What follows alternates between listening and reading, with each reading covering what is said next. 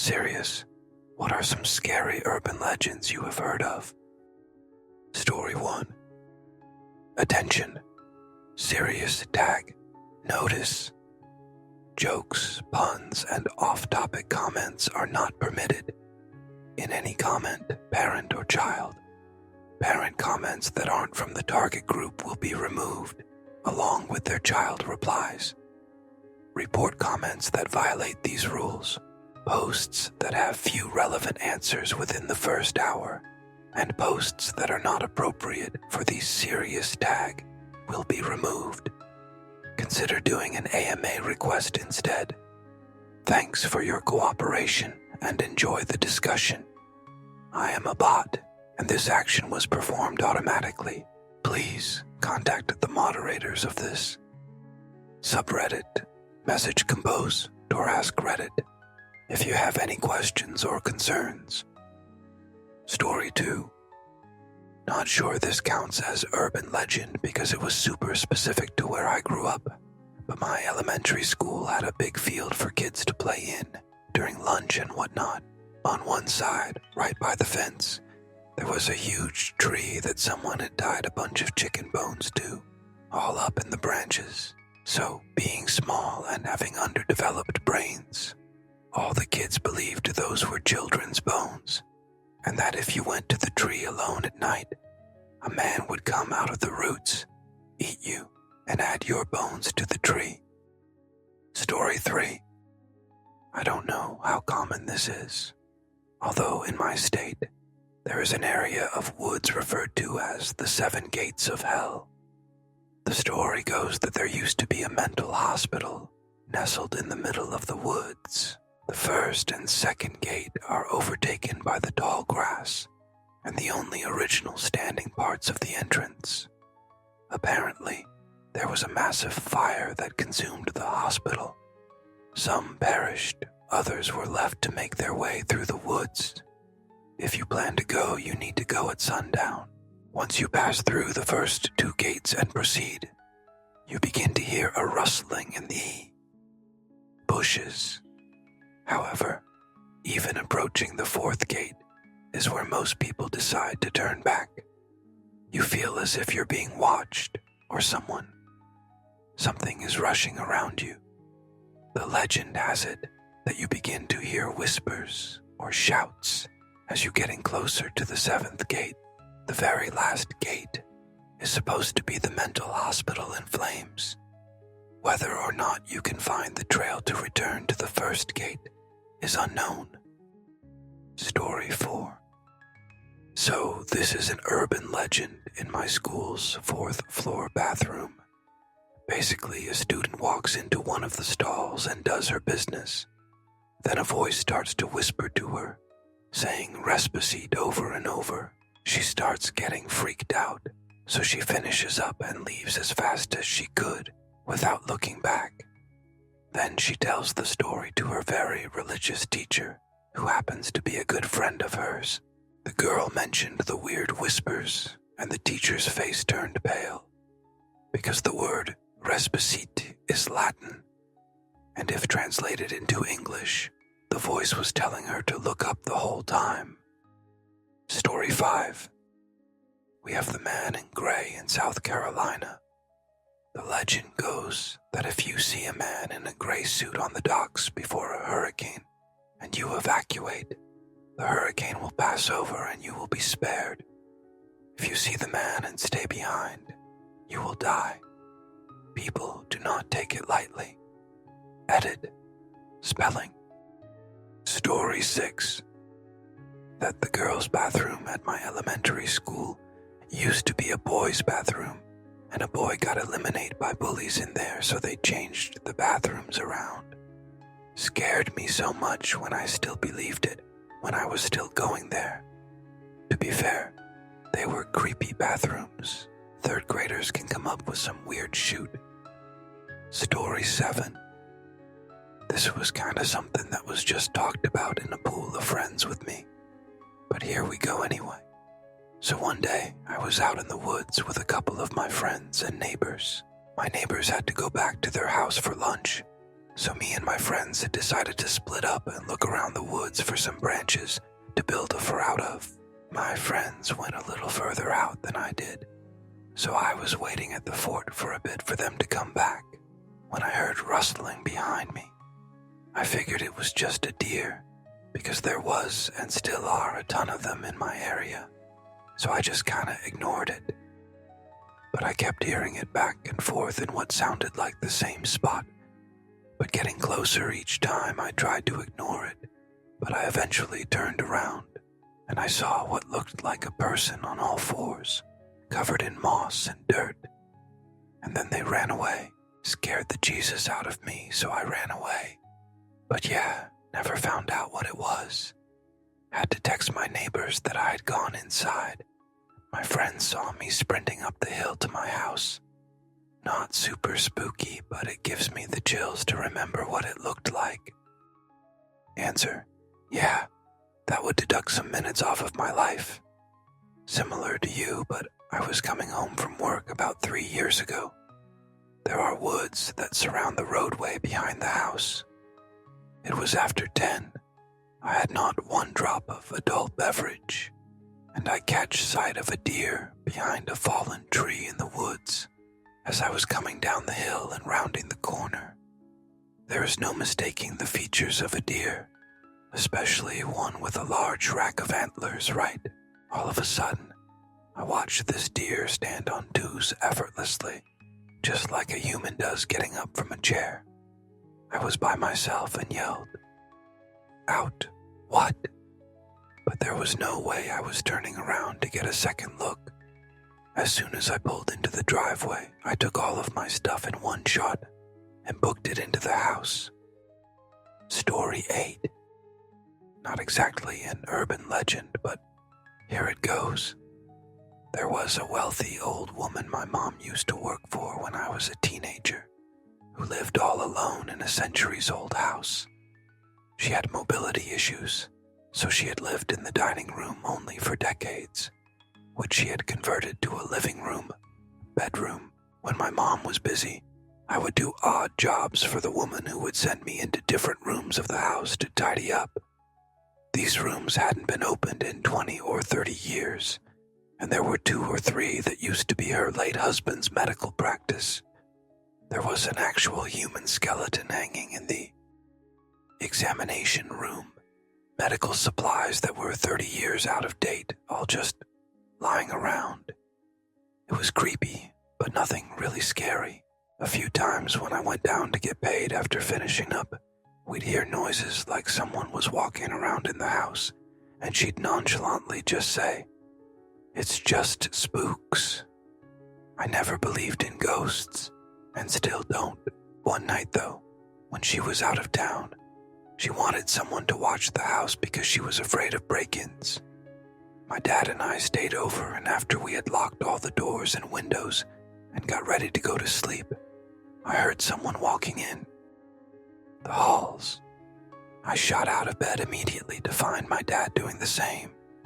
He was an engineer and a die-hard skeptic, so it really scared me when he said, "Let's get the hell out of here." We left in the middle of the night and never went back. Story 9. The old subway trains of A-Line in Buenos Aires. It's said that the ghosts of the dead workers can be seen on the old cars, and also other ghosts can be seen on the abandoned stations, dressed in early SXX clothing. Story 10. Red rooms on the dark web. There's no evidence that they ever happened, but the legends say they're live streams of someone being held hostage, and they torture them live on camera. Viewers can interact and request certain things done to the victim. Story 11. A local one for us here in Connecticut, the Black Dog of Meriden. The legend goes, if you meet the black dog once, it shall be for joy. If you meet him twice, it shall be for sorrow. And if you meet him a third time, you will die. Story 12. The one that sticks with me is, a woman is driving home at night down a dark back road. She passes a big 18-wheeler, which swerves into the left lane behind her right.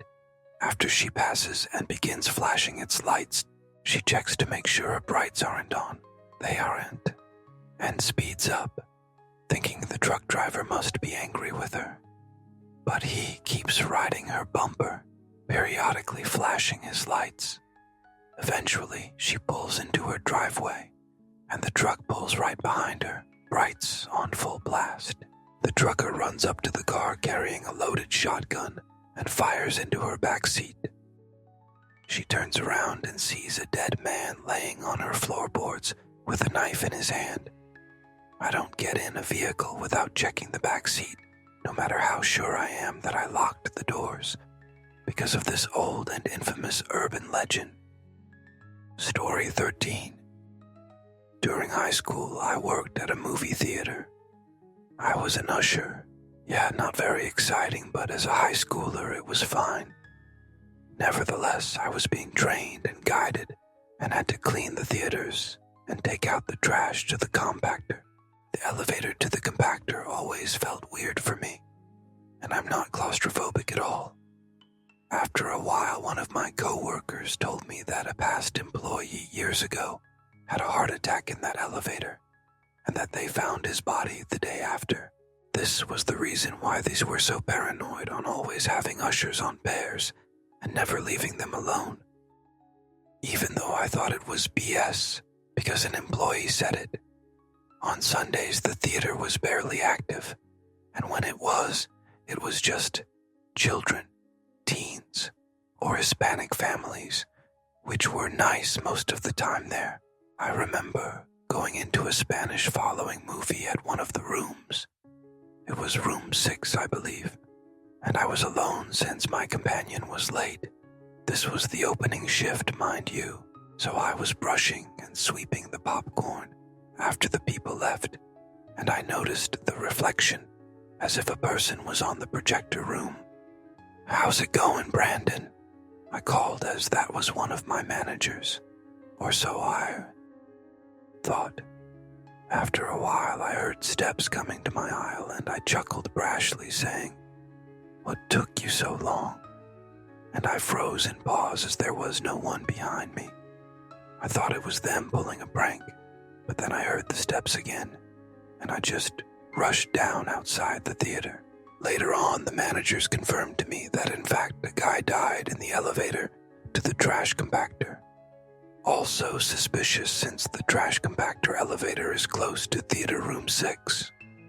And everyone would say not to go alone to theater 6. Every time we would sweep, we would notice someone at the projector, but no one was inside. It was strange and creepy. I do not know what it is of that movie theater nowadays, but from friends that have gone, they have told me sometimes they noticed a person on the projector and asked if they still did the old tape projectors. I said yes to make them feel enthralled, but that just made me even more suspicious of that movie theater.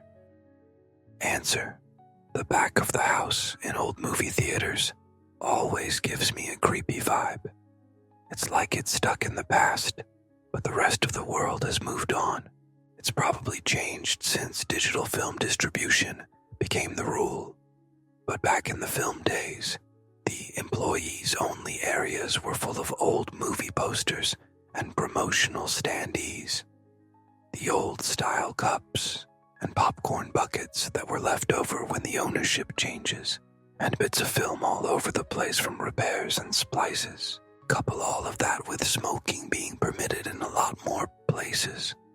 So you get this sort of stale tobacco smell from the ghosts of projectionists past, the constant buzz of sodium security lamps, and the general claustrophobic vibe of the layout. And it can get to you, especially if you're alone. In the early 90s, I worked at a multiplex that wasn't part of a chain. We showed mainly second-run stuff at a discount, and the place was run very casually, primarily by teenagers. We had a standee of Eddie Murphy from the theatrical release of his stand-up special, Raw. We used to hide it around corners and other unexpected places to scare newcomers or visiting boyfriends' girlfriends. It wasn't all scary, though. The projectionist liked to cut together reels of trailers from years-old movies. We always looked forward to him finishing a new one.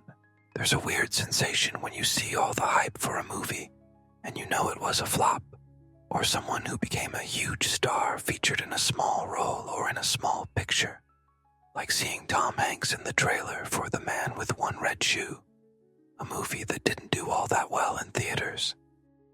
Story 14. My grandparent told us about Mada Mada, are the spirits of drowned victims that appear as bloated corpses with plant substance tangled in their hair.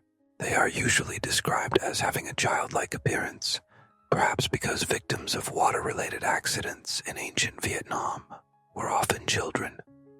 Story go with the two boys played hide-and-seek at late afternoon.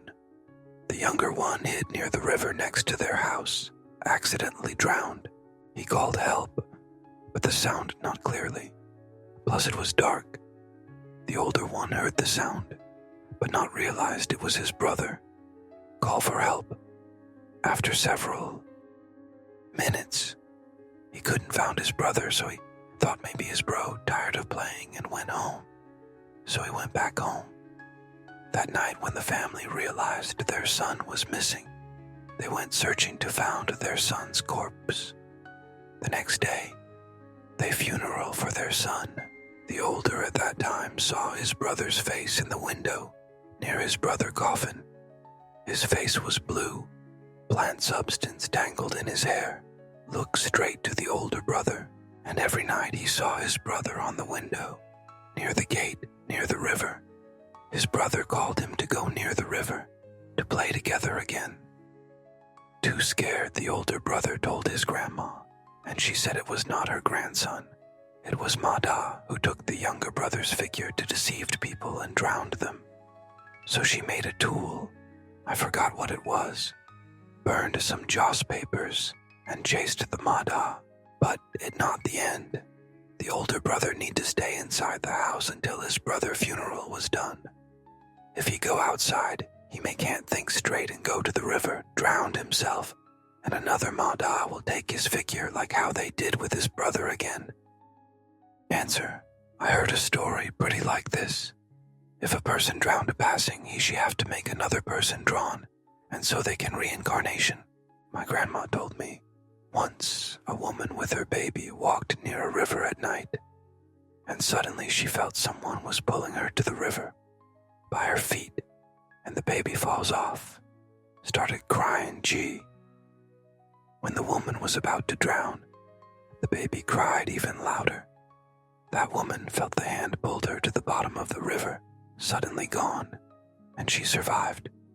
My grandma says that ghost feels sad about the baby and let that woman go, wait another chance to reincarnation.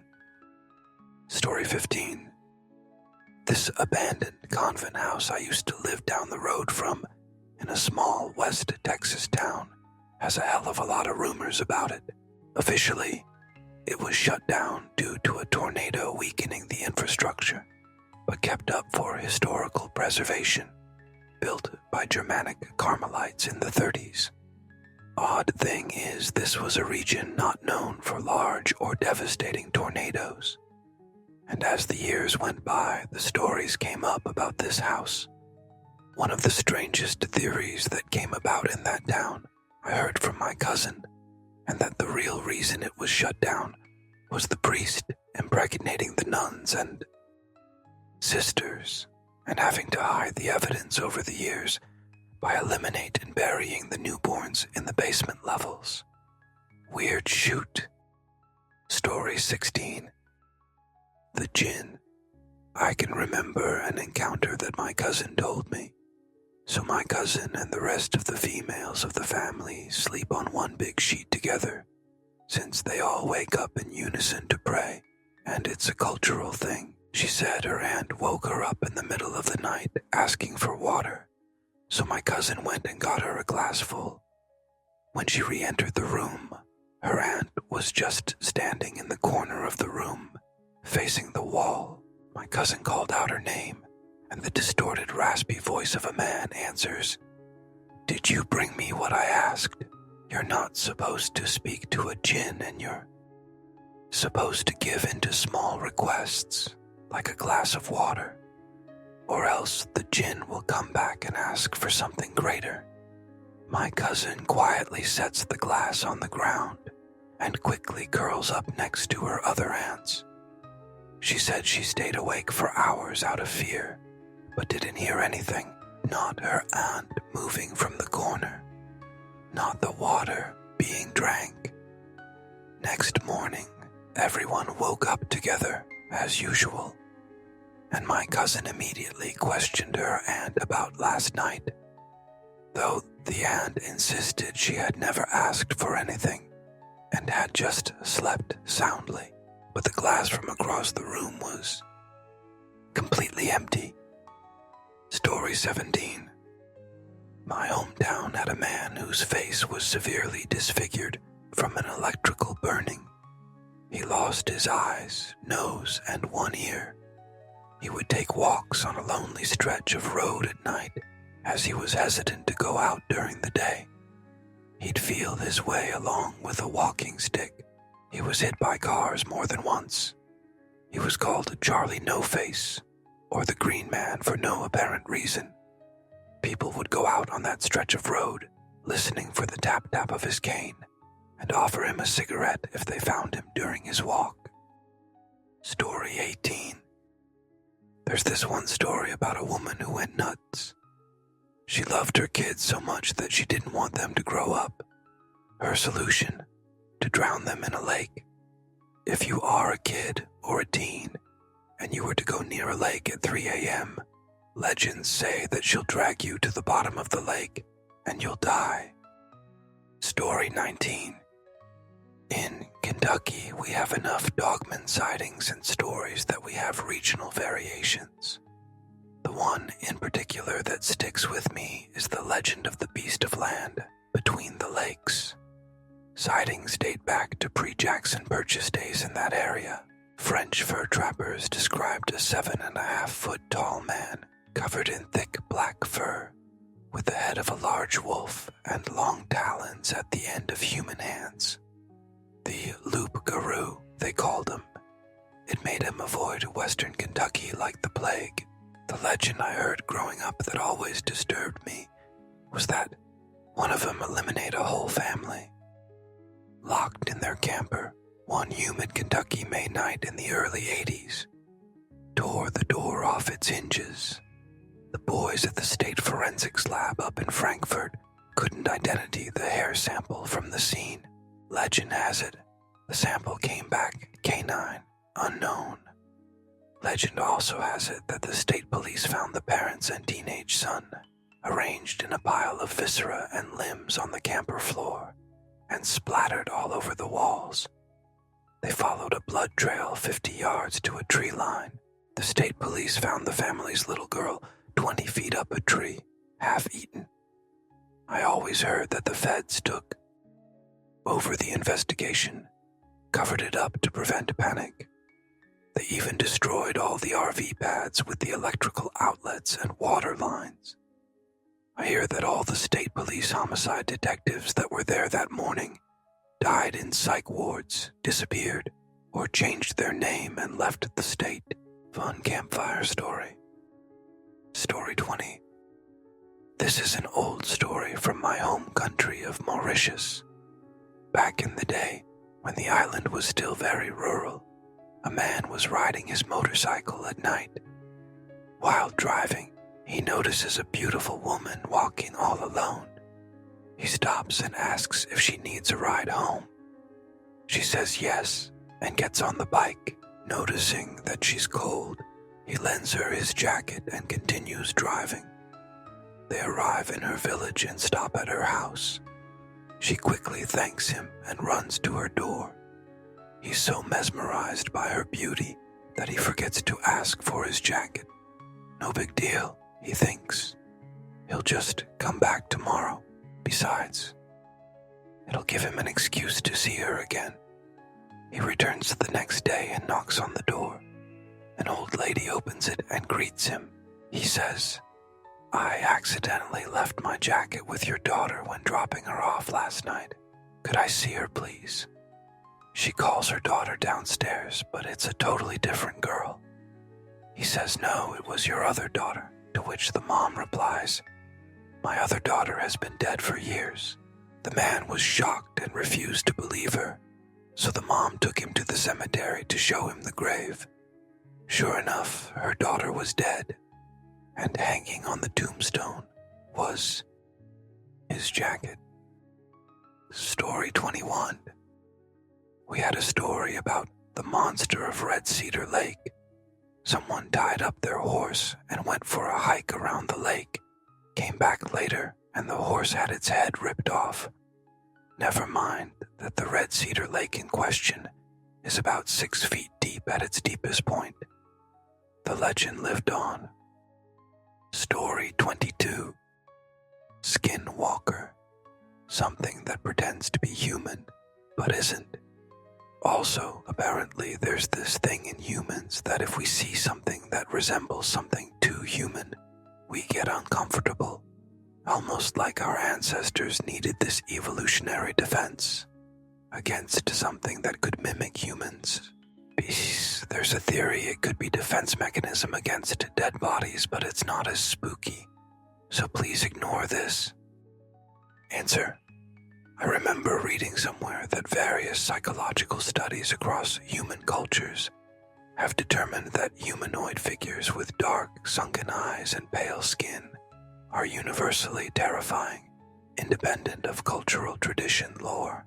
It certainly makes you wonder if this fear was imprinted on us as a species somewhere back in evolutionary time for a reason. I'm sure it's what you said. The pallor and dark eyes probably tricked the subconscious into him looking at a corpse mode, which naturally switches on the watch out for possible threats.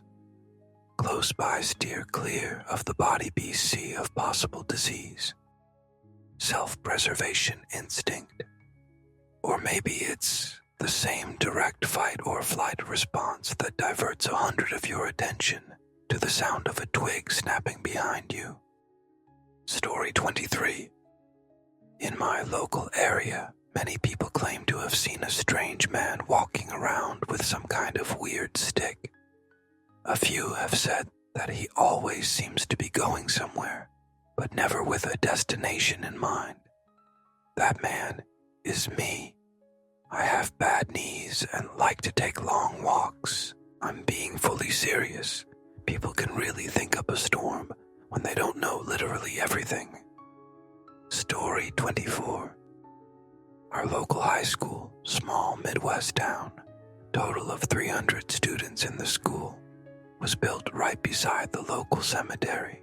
The story goes that during construction, a mysterious woman went up to the group of men working and said something along the line of "No full class will graduate from this school." And it's a fact that every class has had someone or multiple students die before graduation. Story 25. Red Tag A hospital assistant and a nurse stepped inside the elevator to head to basement 2, where the parking area is.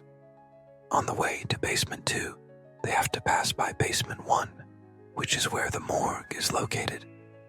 The elevator stopped in basement 1, and the doors opened. The hospital assistant and nurse saw a naked man running towards the elevator. The hospital assistant frantically pushed the close button of the elevator before the man could get in. As the elevator resumed its descent to basement 2, the nurse asked why the hospital assistant closed the door before the man could get in. The hospital assistant said, "Didn't you see the red tag on his wrist? Red tags are for dead people who are scheduled to be embalmed the following day." The nurse was puzzled. "Red tag?